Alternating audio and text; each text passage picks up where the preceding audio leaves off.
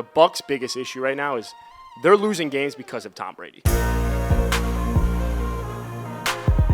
me preface this argument by saying, like, Tom Brady is the GOAT. He's the best quarterback of all time. He's got the best accolades. Yeah, cool. But at some point, you got to play a team sport. And Tom Brady going to Robert Kraft's wedding, Tom Brady missing the walkthrough, flying separately to the game, Tom Brady missing the preseason because of the divorce, all these off-field distractions are forcing this team to not be able to buy in together. I mean, yeah, like let's make it abundantly clear. The Bucs' biggest issue is Tom Brady. Yes. Like they're winning in spite of him when they do win, and they're losing because of him when they lose. And yeah, they got injuries, but everyone's got fucking injuries. Every team that's why I don't like the injury thing. Like it's a bad excuse. I mean, I first of all didn't watch the game. You don't gotta watch You don't gotta watch the damn game. You look at the score. What was it, 21-3 or something? You don't score it doesn't even matter against the Panthers. Lost to you lost to PJ Walker. Yo, hey, XFL that boy, legend, I would say XFL quarterbacks, big day for them yesterday. Yeah. Taylor Heineke too, yeah. The Washington Heinekes. Yeah, he looked like shit. Dude, I'm so fed up. He was so bad. But I'm so fed up with people, though, because if you like, our comments have been like, oh, you can't blame Tom Brady. He's going through a divorce, like all this shit. Then don't fucking play. I'm just saying, like, then take time off. Like, don't fault your team. You think all these other athletes don't have personal shit going on? Everyone has personal shit. Everybody's going through shit. The other thing is, like, he looks angry on the sideline at his teammates who, like, have done nothing wrong. And with him not eating and the cheeks look a lot skinnier, like, he looks a lot angrier. Like, they're playing. Yeah, he is projecting. That's my biggest problem is kind of like the attitude with his teammates.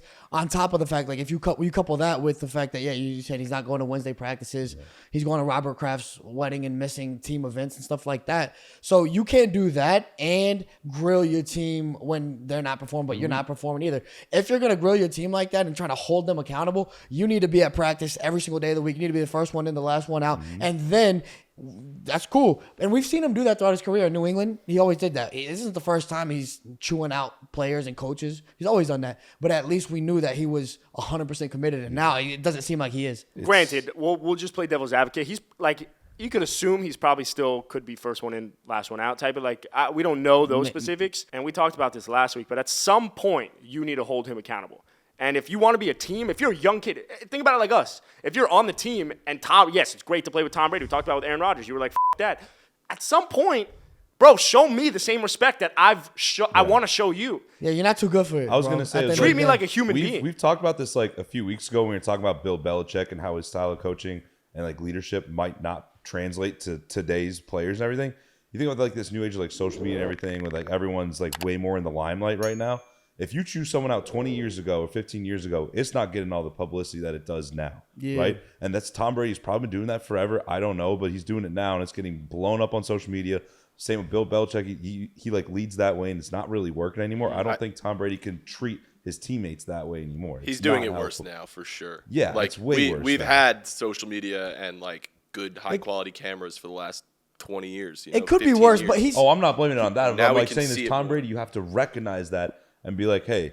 Maybe a lot of these new kids, have some type of awareness. It's a different league now. You can't just shoot people. And out it's all part the about time. it's part of being a leader is recognizing how to lead and obviously understanding different personality types and how they absorb coaching. But I think Brady has always kind of done that. Like I said, I think the problem is that he's not showing the level of commitment, and then you're doing this. So I don't want And we're gonna talk about Rodgers because he's a problem too. Yeah. But if Ray Lewis is yelling at me if I'm a Ravens defender in 2009, then I'm just like, you're right, because you see that guy working. Yeah. But if you're missing practice here and you're not going to, you're like, who are you to tell me what to do? And I'm working twice as hard. You're gonna lose respect for them entirely, and like it's like okay, Tom Brady's the icon to these guys. Yeah, but you can have that respect for him. But when you're playing on the same team, you have a similar mindset and goal throughout the year, and you see this guy just like. Basically take it for granted, think like, oh, I'm better than you guys. I don't got to work as hard. That pisses you off. Yeah, and now he's chewing me on the sideline like, no, buddy, work harder. Like, what are you doing? My favorite part about Tom Brady and Aaron Rodgers both being ass is it's like you either die a hero or you live long enough to see yourself become Rodgers has been Jay Cutler or some Yo, what's up with the Jay Cutler slander? We love Okay, Jay Cutler over Jamarcus here, Russell. all right? Like, I don't know. It's sad. It really is sad. I It's gotta- sad because like that's where the legacies. You're gonna remember your last thing, and this is. I got one last question, and then I want to move on with Brady. It's like, would you ever bench Brady? No. No, you can't. I mean, Blaine Gabbert, Mizzou legend, just sitting there on the bench waiting away. I Kyle don't know. Trask. No, he. Pull a mid-season trade to trade Brady away. That would go bonkers. Nah, you can't bench him now. It's by far the lowest point in Brady's tenure in Tampa Bay. By far. Well, yeah. Tampa Bay, sure. What Of about his his career? career? You think it is? Is this the lowest point Yes. of Brady's entire career? I saw some stat yesterday. I could see if I can find it in a second, but I saw some stat yesterday that was like, since 2002, this is the first time he's been. I think it was below 500 this deep into the season since 2002. Yeah, well, like is insane. I would say what you're saying with Tampa Bay, the lowest point. No, but like I think this might be the lowest point in his career.